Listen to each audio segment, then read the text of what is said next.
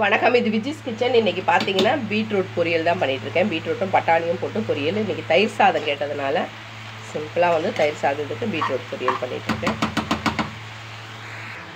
தயிர் சாதம் நல்லா தாளித்து வச்சுருக்கேன். தயிர் கூட கொஞ்சம் பால் விட்டுருக்கேன். மதியானம் சாப்பிடும் போது ரொம்ப புளிக்காமல் இருக்கும். அதனால் கொஞ்சம் தயிருக்கு எப்போவுமே பால் கொஞ்சம் சேர்த்துட்டா நல்லாயிருக்கும்.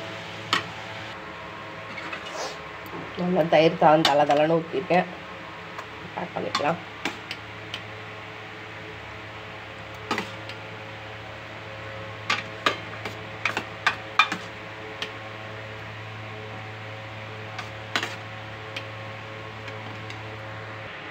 இன்றைக்கி இவ்வளோதான் லஞ்ச் பாக்ஸு.